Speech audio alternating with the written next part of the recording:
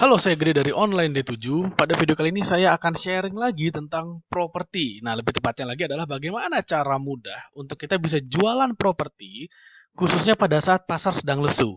Kalau jualan properti pada saat pasar lagi hot, itu biasa, semua juga bisa. Tapi kalau jual properti pada saat pasar lagi lesu, nah inilah yang perlu skill yang lebih tinggi lagi. Nah, itulah yang akan saya coba share dalam video kali ini. Dan video ini adalah persembahan kerjasama antara Online D7 dengan Pioneers Club.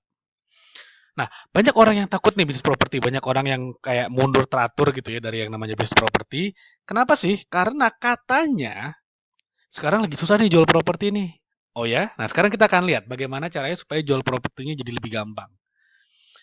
Kita langsung mainnya case aja ya. Saya langsung tes aja nih dengan Anda sebagai audiens, sebagai penontonnya ya. Nah, anggaplah diri Anda ini adalah sebagai seorang investor. Coba kita main game deh sekarang, biar langsung praktek di lapangan gitu ya. Nah, bayangkan Anda adalah seorang investor properti dan Anda ingin beli properti sebagai investasi. Banyak nggak sih orang yang pengen beli properti buat investasi? Banyak banget. Banyak banget orang di luar sana yang beli properti adalah ya sebagai buat mereka dapat duit, buat mereka menginvestasikan uang yang berlebih gitu ya. Jadi bukan dipakai untuk dirinya sendiri. Jadi bukan beli buat tempatin, melainkan beliin misalnya untuk dijadikan aset seperti itu. Nah, sekarang kita akan lihat contohnya. Kalau misalnya saya datang kepada Anda, saya sebagai agen properti, Anda sebagai investor, lalu saya datang kepada Anda dan akan menawarkan properti ini nih. Anda akan beli nggak? Oke, speknya seperti ini. Udah siap ya? Satu, dua, tiga. Oke, yang pertama, propertinya ini adalah dalam bentuk rumah. Luas tanah 100 meter persegi. Anda silakan lihat apakah Anda tertarik atau enggak belinya. Kedua, luas bangunan 70 meter persegi. Ada 3 kamar tidur, 2 kamar mandi, lokasi strategis dekat sekolah dan pusat perbelanjaan. Lebar jalan depannya 6 meter, jadi bisa papasan nih 2 mobil ya. Harga jual 1 miliar. Apakah Anda tertarik untuk beli? Aduh, saya nggak punya duit nih. Aduh, 1 miliar mahal banget. Aduh, saya nggak ngerti. Mungkin Anda akan akhirnya nggak beli. Nah, banyak banget agent properti atau mungkin pebisnis properti atau mungkin developer properti yang kemudian menjual rumahnya dengan cara seperti ini atau menjual properti dengan cara seperti ini. Speknya dijelaskan seperti ini gitu ya. Lalu sekarang kita bandingkan. Ini yang pertama. Yang kedua, saya punya rumah.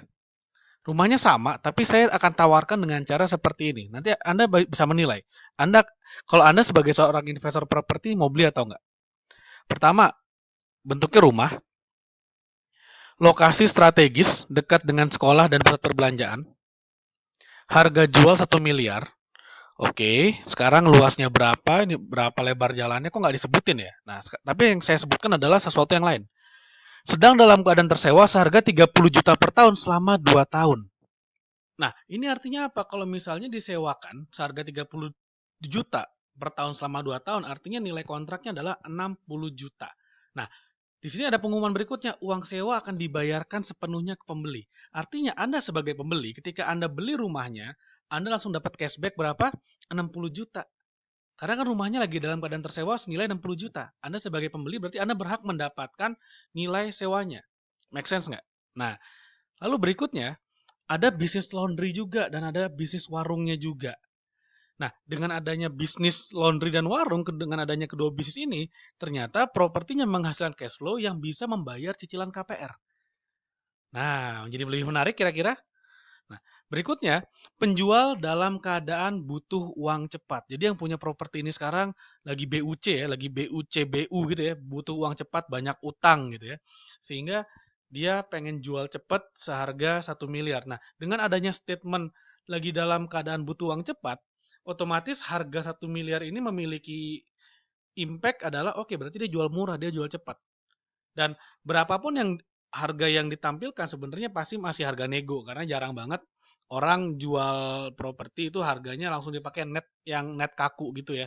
Pasti biasanya masih bisa nego lah, ada room nego, ada ruang apa space nego dikit-dikit lah. Nah, di sini kita bisa membuat investor menjadi jauh lebih tertarik untuk belanja karena ada semua informasi-informasi yang saya berikan dibandingkan kalau misalnya saya kasih informasi misalnya luas rumahnya berapa, luas bangunannya berapa. Kalau Anda sebagai seorang investor, concern Anda mengenai spek rumah sebenarnya yang kedua.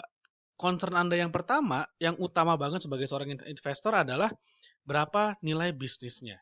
Kenapa properti ini menjadi sangat menarik untuk saya berinvestasi. Nah, itulah yang harusnya ditekankan oleh orang-orang yang menjual properti, entah sebagai ownernya atau sebagai agentnya.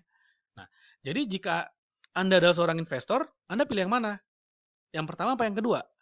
Asumsinya adalah rumahnya sama nih, rumah A, rumah B sama. Tapi yang beda adalah cara menawarkannya. Tentu saja rumah yang kedua jauh lebih menarik ya, karena akan dijelaskan betul bagaimana Anda akan mendapatkan uang, bagaimana Anda bisa lebih murah mencicil banknya, bahkan bisa gratis karena ada bisnisnya yang running untuk Anda, seperti itu.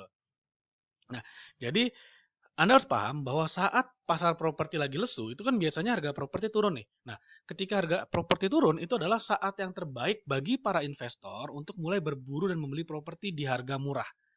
Nah, inilah mereka udah mulai bangun dari tidurnya, dengan uang yang mereka punya, mereka mulai spending banyak banget, mereka mulai belanja, mereka mulai invest, mereka mulai beli aset. Nah, untuk itulah sangat penting banget, buatlah properti Anda menjadi ramah investor.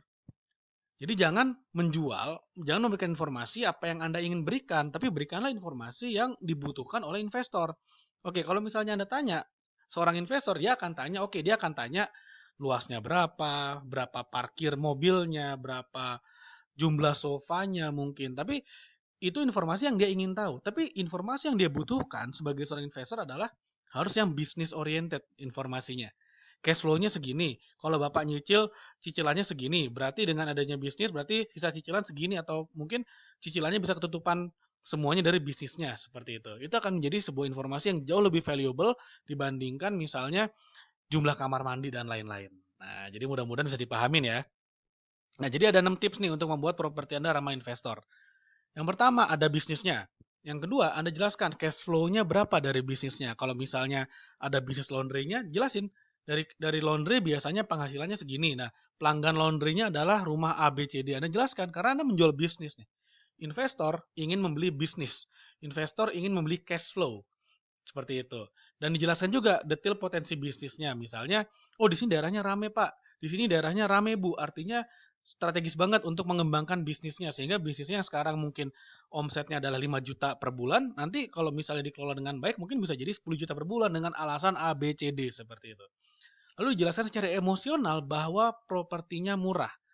Boleh nggak dijelaskan dijual murah? Boleh. Cuman akan jauh lebih dahsyat lagi impact-nya kalau dijelaskan secara emosional. Misalnya butuh uang cepat. Seperti itu. Jadi dengan memberikan kata-kata yang emosional, maka image-nya secara otomatis akan menjadi lebih murah daripada harga pasar. Lalu dijelaskan juga hitungan bisnisnya, kalau misalnya beli sekarang, KPR-nya segini, lalu dengan adanya cicilan atau dengan adanya kontrakan, nilainya segini, lalu dengan adanya bisnis di dalamnya ada laundry, ada warung misalnya, itu juga menghasilkan uang sekian, sehingga Anda masih profit sekian setelah semua operasional terbayar gitu ya, mungkin bayar pegawai atau bayar apapun. Dan berikan juga perhitungan KPR-nya.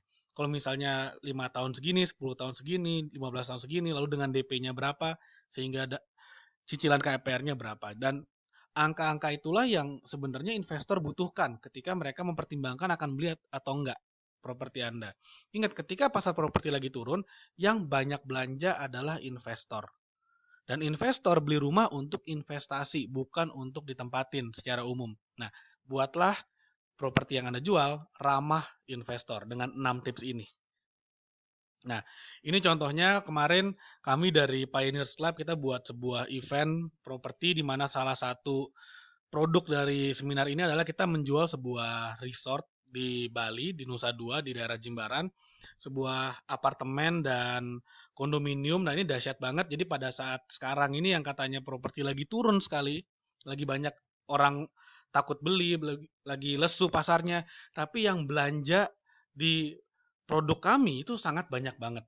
Nah, ini adalah salah satu proyek dari Pioneers Club sebenarnya. Pioneers Club ini adalah sebuah komunitas di mana kita belajar properti langsung dengan case project real di lapangan. Makanya ini ada sebuah resort, kita yang kerjain, kita yang handle, kita pasarkan dan hasilnya seperti ini. Ini gila banget waktu itu.